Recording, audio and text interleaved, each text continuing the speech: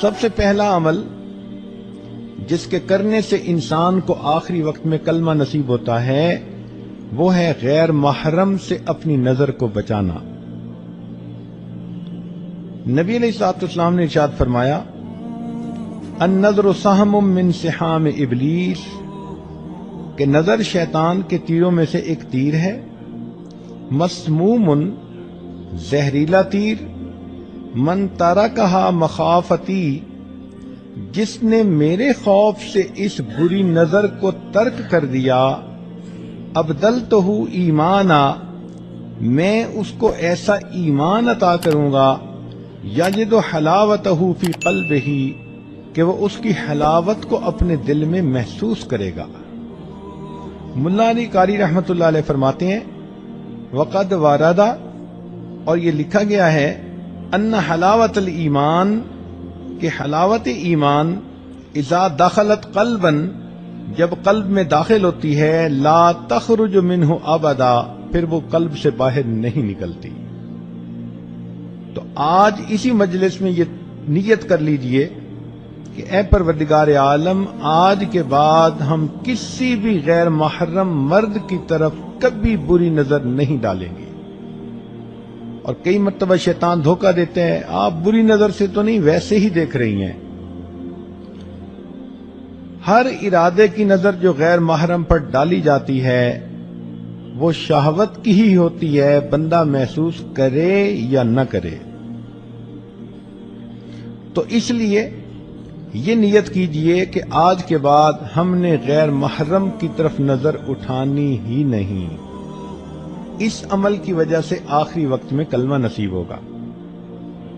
اس لیے حلاوت ایمان کی علامتیں لکھی ہیں کہ استلذاذ الطاعات، جب دل میں ایمان کی حلاوت آ جاتی ہے تو عبادات کے اندر بندے کو لذت مل جاتی ہے، تلاوت کرنے کو جی چاہتا ہے، نماز پڑھنے کو جی چاہتا ہے، انسان کا عبادت میں نیکی میں جی لگتا ہے۔ ایثارھا علی جمیع الشہوات، اور تمام قسم کی شہوات کو چھوڑ دینا بندے کو آسان نظر آتا ہے۔ تحمل المشاق فی مرضات اللہ، اور اللہ کی جو پسندیدہ چیزیں ہیں ان کو کرتے ہوئے جو مجاہدہ ہے اس کو برداشت کرنے کی عادت ہو جاتی ہے۔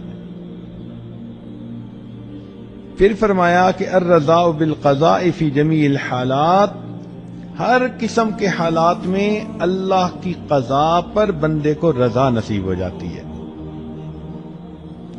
تو پہلا عمل تھا بد نظری سے پرہیز۔ یہ بد نظری فزیکلی بھی ہو سکتی ہے کہ آپ پریکٹیکلی کسی مرد کی طرف دیکھیں، اور یہ ٹی وی کی سکرین پر بھی ہو سکتی ہے کہ آپ ٹی وی کی سکرین پر کسی غیر مرد کو دیکھیں، بات برابر ہی ہے۔ دوسرا عمل جس سے کہ آخری وقت میں کلمہ نصیب ہوتا ہے، فرمایا مسواک کرنا۔ یہ مسواک کرنا جیسے مردوں کے لیے سنت ہے، عورتوں کے لیے بھی سنت ہے۔ علامہ شامی رحمۃ اللہ علیہ نے اس کا مسنون طریقہ بتایا کہ مسواک کرتے ہوئے 3 انگلیاں اوپر ہوں، چنگلیاں نیچے ہو اور انگوٹھا سائیڈ پر ہو۔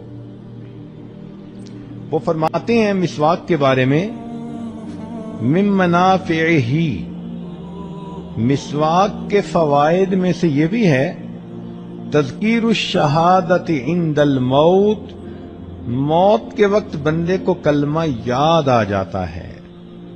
رزقنا اللہ تعالی بمنہ وکرمہ، حدیث پاک میں آتا ہے جو بندہ اہتمام کے ساتھ مسواک کرتا ہو، ملک الموت آتے ہیں اور 2 کام کرتے ہیں، شیطان کو اس سے مار کے دور بھگا دیتے ہیں اور اس بندے کو کلمہ یاد دلا دیتے ہیں۔ یہ کتنا بڑا انعام ہے کہ ملک الموت ہی بندے کو یاد دلا دیں کہ تیرے جانے کا وقت قریب آ گیا۔ تو مسواک کی بھی پابندی کریں۔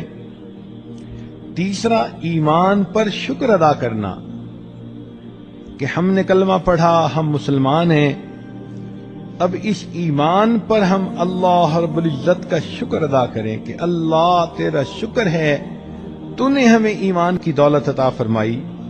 اس کی اصول یہ ہے لئن شکرتم لازیدنکم، اللہ تعالیٰ فرماتے ہیں اگر تم میری نعمتوں کا شکر ادا کرو گے ہم اپنی نعمتیں تمہیں اور زیادہ عطا کریں گے۔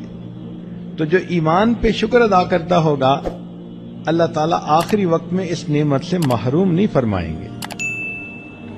چوتھا عمل صدقہ خیرات کرنا۔ حدیث مبارکہ ہے، مشکات شریف کی روایت ہے، ان الصدقۃ تطفئ غضب الرب، کہ بے شک صدقہ اللہ کے غضب کو مٹا دیتا ہے، بجھا دیتا ہے، وتدفع میتۃ السوء، اور بری موت سے بندے کو بچا لیتا ہے۔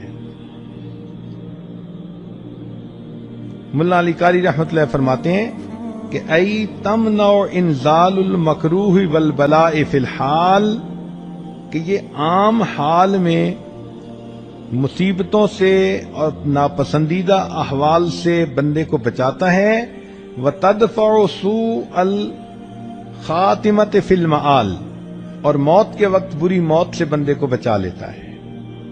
تو صدقہ خیرات جتنا بھی ہو اللہ کے راستے میں کریں، اپنے خامن سے اجازت لیں۔ ضروری نہیں ہوتا کہ ایک بندہ $10,000 نکالے تو اس کو صدقہ کہتے ہیں۔ آپ نے $1 بھی اللہ کے راستے میں اگر نکالا تو اس پر بھی صدقے کا ثواب ملے گا۔ حدیث پاک میں آتا ہے کہ قیامت کے دن کچھ ایسے بھی خوش نصیب ہوں گے، ایک مٹھی جو اللہ کے راستے میں خرچ کرنے پر اللہ ان کو جنت عطا فرما دیں گے۔ پانچواں، اہل اللہ کے ساتھ بیعت کا تعلق ہونا، قلبی تعلق ہونا، ان کی صحبت نصیب ہونا۔